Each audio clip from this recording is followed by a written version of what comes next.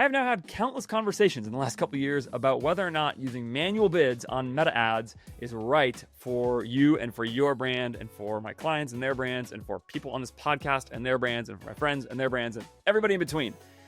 Talking cost caps, bid caps, target ROAS, how to bid on Meta ads, whether you should be using auto bids or not. And in those conversations, I have realized there are persistent myths that people believe about manual bids that I think stop them from getting the most out of the tool. And so today on the show, I'm going to try to correct 7 myths that I see consistently about manual bids that may explain why they are not working for you the way you want them to, what you're getting right about them, what you're getting wrong about them, and all the rest. Let's get into it right now. Classic episode on bid caps, cost caps, target ROAS. Let's get into it. All right, myth number 1 about these. Actually, before myth number 1, really fast. I said cost caps in the title of this episode because that's what people talk about a lot. People will click on that more than the word manual bids. But actually, I mostly use bid caps. I'm not even going to talk about the difference between them today, but just for reference, bid caps and also target ROAS bidding. But really what I'm talking about here is manual bids in general. So even though I prefer bid caps, I prefer target ROAS. I've put out a ton of content about that. You might hear me reference cost caps as well.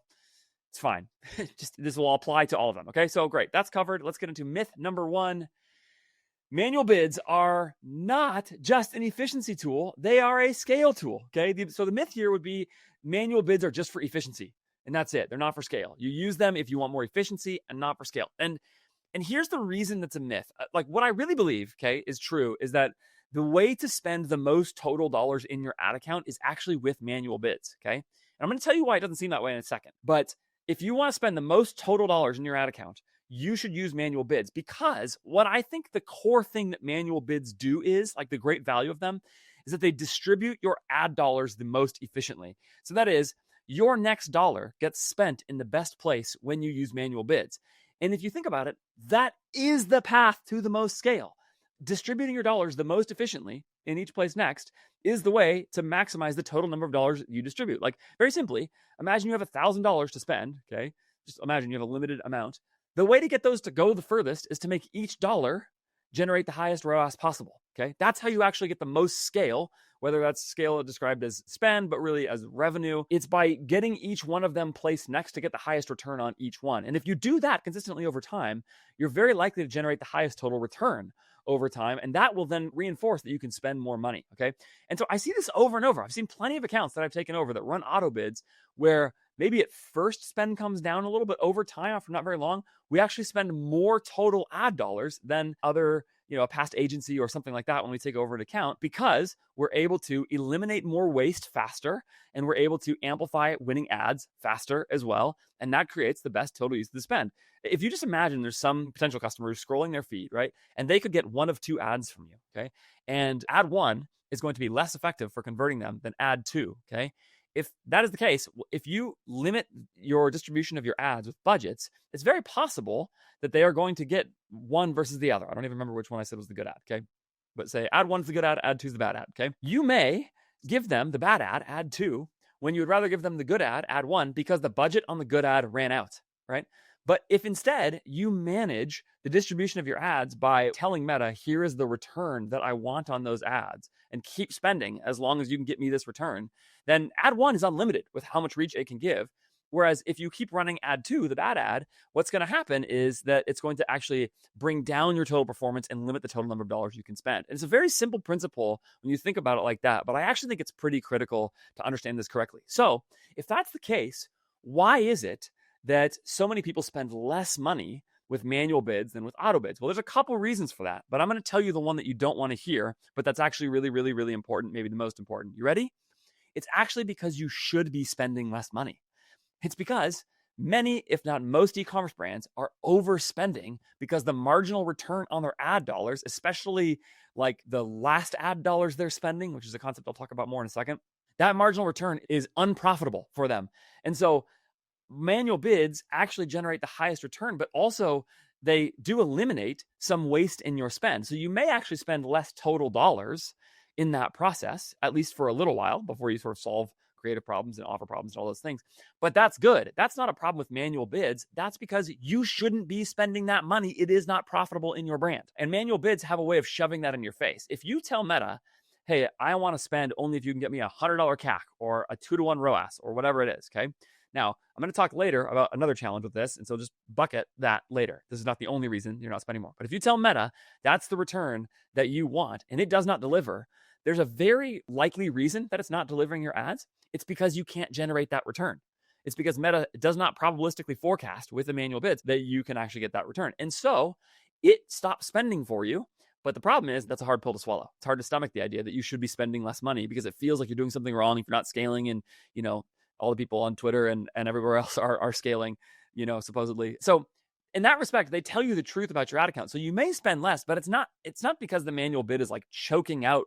It's not because you had potential good spend that the manual bid is choking out because it somehow makes you more conservative than you should be or something like that. Okay. It's not because of that. It's because you should be spending less money. It's because if you get realistic about your targets, you should be spending less money. And so the manual bid will sort of shove that in your face. So that is the main reason I see why brands are spending less often with manual bids, is because they should be spending less. You're shaving off bad ad dollars. Again, if you think about your ad spend, imagine you spend $10,000 in a day. Okay. If you do that, in fact, let's say 5,000 because it'll make the math easier. Okay. If you spend $5,000 in a day, you're not really spending $5,000. What you're spending is 5 sets of $1,000 or 10 sets of $500. And every time you increase your budget, you're very likely to decrease your efficiency. Everybody knows this, that spending more money against the same ads decreases their efficiency as a general rule. Okay. Even if you have more scale left, that like efficiency, which is why there's some cap to the amount of spend. Maybe you're a mature brand and you've got this ability to spend a bunch of money. And so you're like, oh, we can spend 50 grand a day. Well, if you try to spend 70 grand instead of 50 grand, your ROAS is going to come down, which means let's go back to my $5,000 a day. Of your $5,000, okay, if you have that money allocated in the budget, then what's very likely happening is that the first $500 you spend has a very different return profile than the last $500 you spend, okay? Or let's the first $1,000 versus the last $1,000, okay? And let's call each of those $1,000 spends a bucket. So bucket 1 of your spend is the first 1,000, bucket 2 is the second $1,000, etc. Okay. So bucket 5, the last $5,000 you spend, is almost certainly giving you the lowest return on your ad spend than bucket 1. The problem is you can't actually see the difference in each bucket in your spend. And so it all just comes out in some blended number called ROAS. And you may be able to see the campaign level or whatever, but let's say you're getting a 2-to-1 ROAS on your $5,000 spend. If that's the case, by definition, you are getting an average of a 2-to-1 return, which means if you are spending in bucket 5, you're almost certainly spending at a lower number than 2-to-1 because it's blending down your average because it's your least efficient spend. If that's the case, then maybe bucket 5 is spending at like a 1-to-1 return. And what manual bids have a way of doing is honing in on that spend and cutting it aggressively for you. Okay.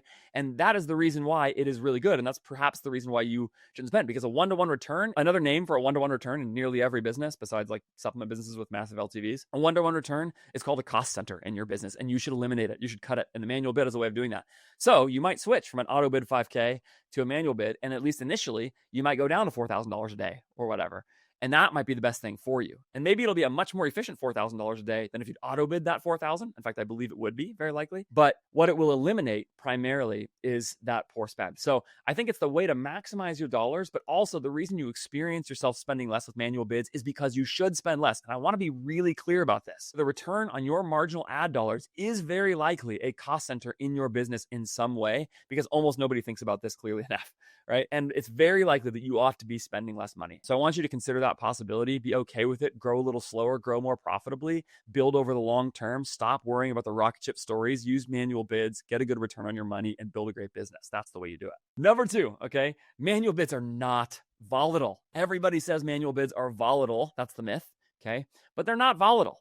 They're not volatile as long as you define volatility correctly. They do spend different amounts of money every day, and they do sometimes have big swings in how much they spend per day. That's true. But that is because manual bids are responding to the available demand relative to your current creative and offer set. And therefore, there's varying amounts of demand all the time. This is an argument I made to Jordan Menard in my podcast with him, and it's something I've come to think is a really helpful way of thinking about this. Here's the way I'll frame it, right? Everybody recognizes that it is normal that their brand spends less money at 12 midnight than they do at 12 noon, okay? 12 noon, you spend more ad dollars than you do at 12 midnight. And there's a really obvious reason for that, which is that people are asleep at 12 midnight. And so there is less available demand for your ad spend to soak up. So you might spend 10x your midnight spend at noon, okay? You might spend a huge amount difference, but nobody calls that volatility. Everybody recognizes that there's varying levels of demand at varying times of the day. So, but then you go day to day and people see different levels of daily spend. And when they do that, they say, oh, that's super volatile. But actually, it's not really volatile. It's only volatile if you really care a lot about spending precisely the same amount of money every day. If you don't care about that, if you care more about weekly and monthly spend trends, well, it's not very easy, but it is very possible to keep manual bids spending to a certain spend goal or spend profile. I do it all the time for clients, okay? We run manual bids, but it's not like we are constantly having crazy swings in ad spend or something like that. And our clients have inventory constraints like everybody else's. Like you can't actually spend huge, insane amounts of different amounts of money all the time. You need some ability to control the volume of your ad spend for a whole bunch of different reasons. And you could totally do that with manual bids. It just isn't the same amount of money every day. The most obvious example of this that we see the most repeatedly is that weekend ad spends, when you run manual bids, tend to be much higher than weekday ad spends. That's because people aren't at work on the weekends. And so there's more demand on the weekends than there are on weekdays. And that's a good thing. And manual bids do a really good job of capturing that as long as you give them budget room when you do it. So I don't think manual bids are volatile. I think that it's only if you define volatility at a daily level that they become volatile. If you actually want to look at monthly targets, etc., it's very possible to run them this way. Common Thread Collective is like the best forecasting agency in the game, and they run a lot of manual bids. They build it according to a plan, and it works. So there's that. Okay, so they're not actually volatile. It's just that you're measuring volatility wrong. I think some of this is owing to the sort of daily reporting mentality, which has a lot of upsides, like daily forecasting, daily reporting. There's a lot of things I really like about that. But one of the downsides is it gets people thinking a little bit wrongly about some of this stuff. If you are running meta ads and you need creative, you should be talking to my friends at Behind the Scenes Studio, btsstudio.co. It is the Philippines-based design and video editing agency that I use at AGF Growth. The majority of my own team is actually done through a behind the scenes studio. My clients know that. I don't hide it from them or anything like that because I'm nervous about telling them that they have Philippines-based team members or something. I actually bring that front and center because they are so freaking good. I love them. They can be a great extension of your design and edit team, even can bring creative strategy from some of the things that they are doing with me. I was on a call this morning with their CEO, AC Gardner, talking about sort of what we're doing, what we're building, creative strategy, how to help them succeed as well. So they're hearing things from me directly, learning from me directly as part of their service as well. Very simply, if you need meta ads made, you need graphic designers, you need video editors, they have built an incredible operational system to supply you with those people, getting talent out of the top 4 Philippines universities, as well as other great Philippines talent with people with really deep design and edit frameworks. And the thing I can tell you is, like, if you still think of Philippines-based talent as just like low quality, super cheap, like you're just thinking about the whole thing wrong. You should be looking for great people there because your dollars do go really far hiring talent in the Philippines. So you can actually apply a whole lot of human leverage against your team in a way that's really good. And at the same time, you could be getting incredible people. Like, I can just show you video edit after video edit that is just really, really awesome. I had one client a while back actually say, like, I've never been able to find great editing talent in the Philippines, and maybe you guys can't service this because he didn't like an ad that I had sent them. And you know what? I said, hold on, just give me the feedback you want about your ad. Give me a round or two of feedback. You just have brand standards that are different than what the editor had in mind. Just communicate, and I promise you we'll get there. And within an edit or two, not only did that client say, this is like, probably 2 years ago or something like that, not only did that client say, holy cow, this person is really good, they said, okay, actually, we'll keep working with you. They've been working with me for 2 years, and now they love our video edits and ongoing. Like, they're just really good. btsstudio.co. Go sign up, take a call, see what's available. If you need design and edit help for your brand, go check it out.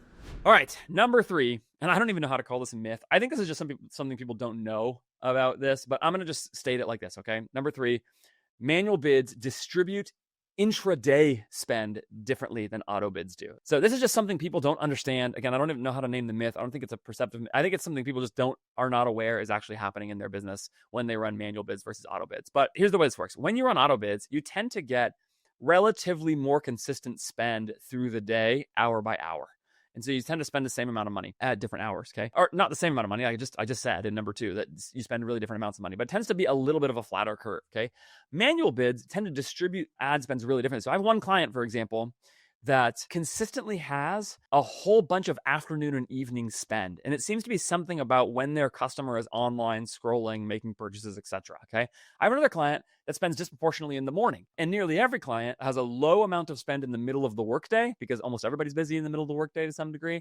And they have much higher spends on the morning and afternoon and evening relative to that.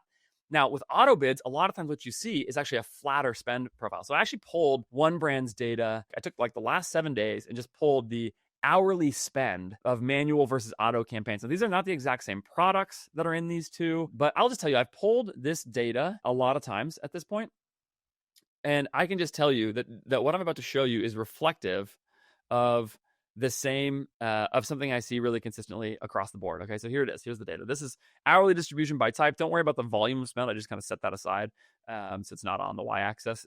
But the relative volume is what I want you to see. So you can see the red line here, if you're only listening, not watching. The red line here shows this brand on their manual bids is spending really differently than the blue line, which is the auto bids. Okay, and so they're both it's spending material amount of money in both. The red line is showing that that the spend on this ad account on manual bids has a big bump in the morning, a big drop in the early afternoon. The lowest spend per hour is like 1 p.m.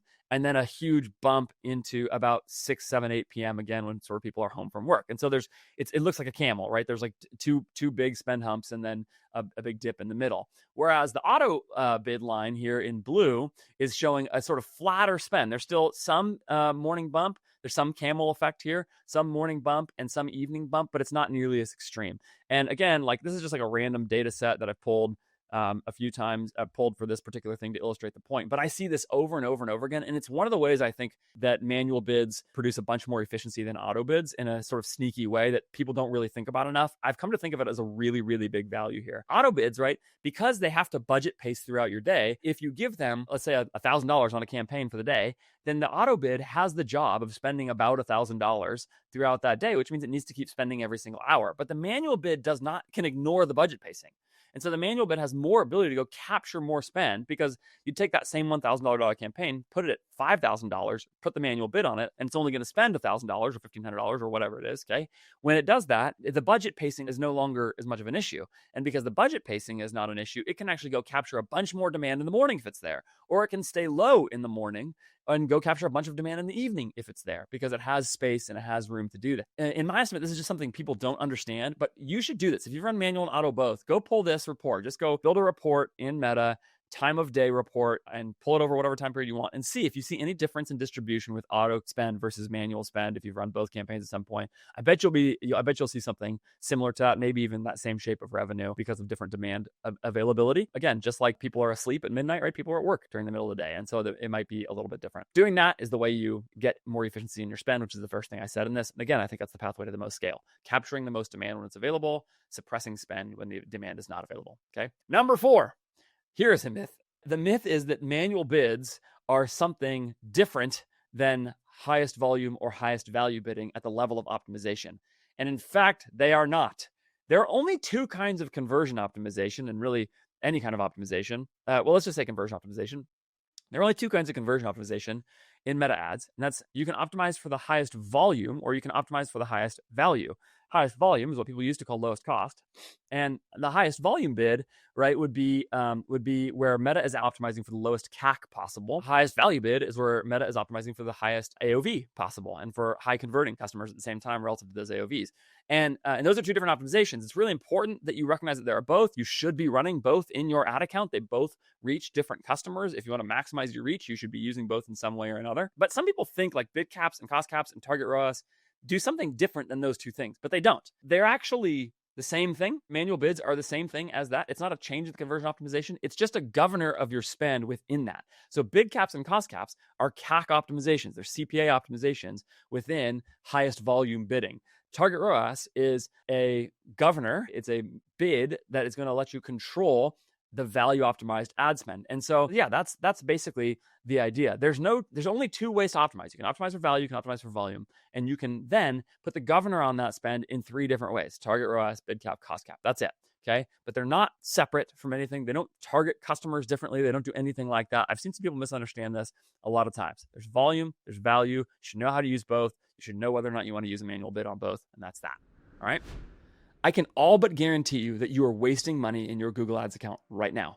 That one of the cost centers in your business that you do not realize is there, and often it's like tens of thousands, maybe even hundreds of thousands of dollars a year, is in your Google Ads account. The reason I know that is because I've audited a lot of Google Ads accounts, and I've seen all of the bad use of brand search running at way too low of an efficiency. Brand terms, making it like sneaking into non-brand campaigns. That's a classic hallmark of poorly run Google Ads accounts.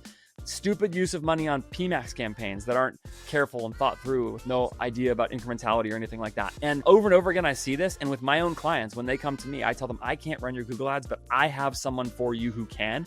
And that is my friend Kirk Williams and his marketing agency, ZATO Marketing. Kirk and I and ZATO's team, I think currently combined to work on 3 out of my 4 clients. Maybe it's 2 out of the 4. It's previously been 3 or 4 at a time, like of the full clients that I'm running all the time. And I'm constantly sending them more business because I really trust them. And they're one of the only Google Ads agencies that I have consistently worked with that I really trust. There's a lot to love about ZATO.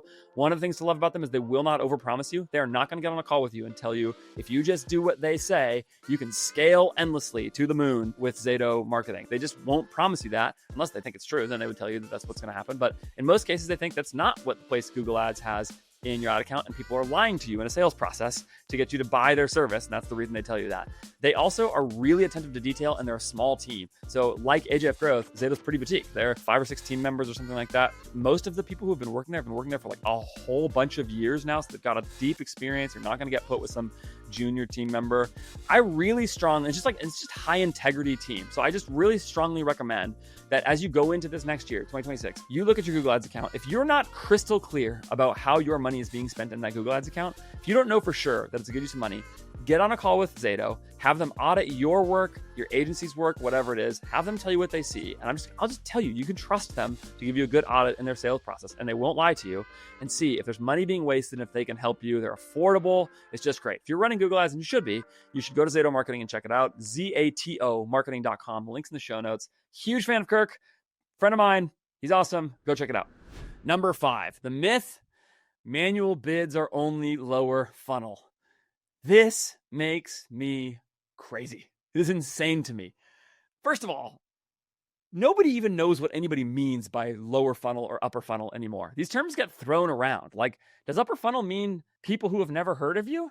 If that's the case, then like every conversion optimization approach is going to reach people at the top of the funnel. It's going to reach people who have never heard of you before. Do you know how I know that? Because I've run manual bids on ad accounts that like launched 6 months prior. Literally almost nobody has heard of them.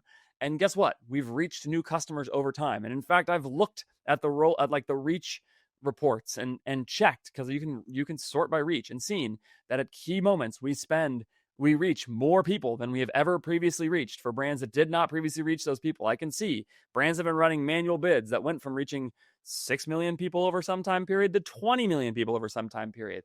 I don't know what about that is not top of the funnel. Somebody who has never heard of your brand is at the top of the funnel. They're actually outside the funnel. They don't know about your product. Okay. And there's this other thing that people mean sometimes by top of the funnel, which is like people who have not only not heard of your product, but are also unlikely to convert on a conversion optimization. And so it's just sort of like an awareness play or something like that. I don't really know what the point of making that distinction is. I know for some brands, they need to go reach those people. They are more expensive to reach than people who are in conversion optimized audiences. I understand there's a limit at very, very large amounts of spend to how many people you can reach. At some point when I was at Kalo and we were selling silicone wedding rings, we had reached like, a huge number of the married people in the US, like 50 times on average or something like that. And you could actually see how many people were married in the US and how many people we'd reached. We're targeting only married people. And so, yeah, there was some, like, eventually we'd sort of tapped out the audience and there was some reach limitation that we had. But like, that took a long time, and very few brands are actually in that scenario. First of all, stop worrying so much about quote unquote top of funnel advertising. Conversion optimization is the way to generate the highest return on your ads for a very, very long time. If you are a member of Marketing Operators Podcast, if you're one of those guys and you are spending money at those levels and you're reaching that many people, go ahead and worry about top of funnel. Totally fine with that. If you are not, it's pretty unlikely that you really need to be thinking this way in general. But even if you did, there is zero evidence that I see that bid caps, cost caps, or target ROAS ads only go to like engaged customers or retargeting or something like that. Okay, so listen, Meta ads is a reach machine, and every advertiser has some limitation to their reach. There are 2 options to how you limit your reach. You can limit your reach with budget. You can limit your reach with a bid. Okay, pretty much all I'm suggesting is that a bid is a better way to limit your reach than a budget, because a budget is sort of a weird way to do it. You're guessing at how much you should spend instead of saying to Meta, here's how much money I would like to spend to acquire a customer. Spend if you can do that. Okay. But whichever one you choose, you have to limit your reach. You do. You can't spend endlessly forever on meta ads. And so there's no evidence that like one of these only reaches lower funnel. If you are not reaching enough people, okay, and you are getting a return on your ad dollars that is above your target, okay, so you're more efficient than you need to be. You need a 2-to-1 ROAS and you're getting a 3-to-1 ROAS and you're running manual bids. The problem is not that you should stop running manual bids. The thing you need to do is just change your bid, right? If you're like, oh man, we're getting $100 CAC, and that $100 CAC is producing a $300 AOV. Great. We're getting a 3-to-1 return. Well, you know what you can do? You can change your bid to $150. And guess what? You'll reach more people. The point is, there's some kind of limitation on how you reach people. And you can use this tool as a way to set where that limitation is. And that's it. I have, again, run many accounts that have reached many new people over time with manual bids with no problem finding additional reach. With no problem. And if I want to reach more, guess what? I can just raise the target. This is my comment every time anybody tells me this kind of thing. Oh, you're not reaching enough people with manual bids? Fine. Raise the bid. Make the bid more aggressive. Okay. I don't know if you should do that. I think probably most people shouldn't. I think most people, again, are being too aggressive with their bids or with their spend and ought to spend less money. But that's the issue. Okay. All right. Number 6. Now I'm going to switch to 2 myths that people like me who promote manual bids often get wrong, and that we communicate in a way that is unhelpful to people, okay? So I'm kind of turning the tables here. The first 5 I just gave you were sort of oppositions to manual bids or frustrations with manual bids or whatever. Let me voice your response to people like me, okay? And here's the first one. The myth is manual bids work perfectly, okay? They do not. Manual bids do not work perfectly. And what I mean by that is manual bids do not deliver the expected return perfectly every time. They don't. There are plenty of times and ways that they do not do that. For example, Meta might have a bug and might blow through your budget. Okay. So there's like the sort of weird outlier things like that, where once a year or something like that, Meta breaks. And for some reason, Meta burns through your spend, your budget. And if you've got a $50,000 budget on your campaign, but you really only want to spend $5,000 and you want to spend $5,000 and Meta just suddenly burns 40 grand, you might hate manual bids forever. That's fine. You should be using an account spend limit and or a campaign spend limit, maybe both, like I said, to make sure that doesn't happen. But that is one problem with manual bids that is real and that needs to be addressed, and that you ought not behave as if that's not real. We use account spend limits on all of our accounts now. Shout out Andrei Lunev for pointing that out to me. It is a really helpful tool. Go check it out, okay? So there's that, okay? But even aside from those like error things, I'm just talking about in general. Like you could put in a 2-to-1 ROAS on target ROAS and only get a 1.5. That happens all the time, okay? In fact, I'll say both cost caps and target ROAS ads, which can bid dynamically, both of them I have found, at least especially at first, need to, very often, you need to set your bid more conservatively than your true target, right? So if you want a 2-to-1 return, you might have to set your target ROAS at a 2.2 or something, or a 2.5 or whatever it is. And that's been a consistent thing I've seen with target ROAS ads for a long time. I don't really run a lot of cost caps, so I don't see as much there, but it's a real thing. And I don't know why that is, something in the way the tool's designed, or maybe I'm doing something wrong or whatever, but I've talked to plenty of other people who've seen the same thing. And so it doesn't work exactly perfectly. So there's that. Okay. Secondly, on top of any of the things about sort of tool design, dynamic bidding and whatever, right? There's also just a more fundamental thing, which is that the point of the tool is that it probabilistically forecasts what's likely to happen at scale. So Meta is functioning off of an expected conversion rate for your ads, or an expected AOV for your ads, the target ROAS, expected click-through rates, etc. Well, sometimes the click-through rate or the conversion rate or the AOV is different than Meta expects, and it takes time for Meta to update its forecast to get those kinds of things, or just delivers in weird, or there's small sample noise, or whatever it is. All these things can happen. And the point is, manual bids, I think, are much better at probabilistically forecasting the future, which is what you're doing when you're placing an ad, right? You're guessing about what will happen next, and you're hoping that your ad will deliver you a certain return, which means you're forecasting the future. Every time you place an ad, every time you spend $1 on ad spend, you're forecasting what's going to happen next. But anybody who gets on here and tells you, just set your manual bid, walk away, never look at your ad account again, because it's just going to give you that return for forever, and it's just fine. It's just lying to you. There's all kinds of reasons it doesn't exactly work that way, and you have to decide all the time, like, do I want to miss on the side of being too conservative or too aggressive? If I have more LTV, maybe more aggressive. If I have more margin, maybe more aggressive. If I'm more cash strapped, then maybe more conservative. And so I'm going to set my bids to reflect that if it misses one or the other. It's like a rudder in that way. In some respect, it's not perfect. It's just, I guess a rudder would be. Anyway, you get the idea, right? You're directing the traffic in one way or the other, and that's important to recognize. So it is not that perfect, and that leads to number 7, and this is something I've really, really come to believe about this. Manual bids are an amazing tool, but the myth is they're easy, and they're just not. What I've come to really believe is that manual bids are, in some ways, I think auto bids are actually a lot easier because you just set the budget and you change things, and it's just much easier to sort of stay on top of things, rein things in the way you want to. It feels like you have more control. Manual bids, you're constantly looking at, like, it can be sort of stressful. You're looking at, like, am I getting the return I want? Do I need to change the bid? Do I need to change the budget? Like, all these different things. And there's all kinds of little details too that can get messed up. For example, understanding your attribution really clearly. What does your 1-day click target need to be if you're optimized for 1-day click? Even if you're not optimized for 1-day click, let's say you're optimized for 7-day click, but you're making decisions on today's spend. Well, what does your 1-day click target need to be if you're going to generate the 28-day click or whatever the true incremental return on your ads is?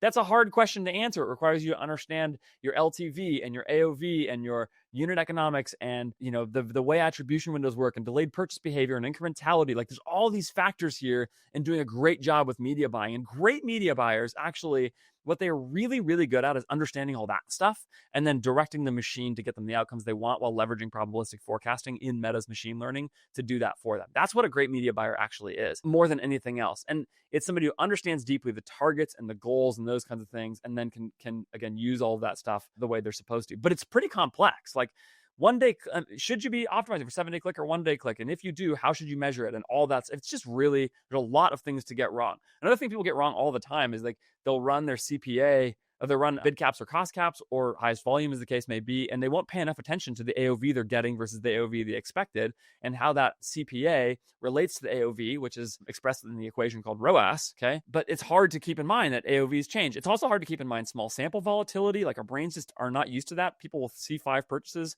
pile up in a day. They're running at a 2-to-1 on 1-day click. They're like, scale it, go, uncork the bids. Meta's holding us back. But that's because they don't understand the way the small sample noise works, and that actually that's not likely to replicate, and that Meta is really good at regressing to the mean and you're not. And so there's all of these details. It's part of what I think AJF Growth is really awesome at, actually. I've come to think one of the things that makes us a great agency is that we're really good, because we're really experienced at executing a manual bid media buying strategy. It's actually not that easy. And so it takes learning and experience and all this. I've been doing it for a whole bunch of years. And that's before you talk about the challenges of running these in moments and spending into and during moments. Black Friday, Cyber Monday with manual bids sucks. I hate it. I hate it every year because it's stressful and difficult, and you can do it. And there's tools and all these things. Like, I try to put out content, and we did fine this year, like we usually do. But, like, it's hard. It's really, really hard. So anybody who tells you that it's super easy is just, like, lying to you. Anybody who tells you they work perfectly is lying to you. And it's important to keep that straight so that people don't feel gaslit into saying, like, why don't you get it? Like, this is so easy, and everybody else is just clicking the button and making all the money. It's not that easy.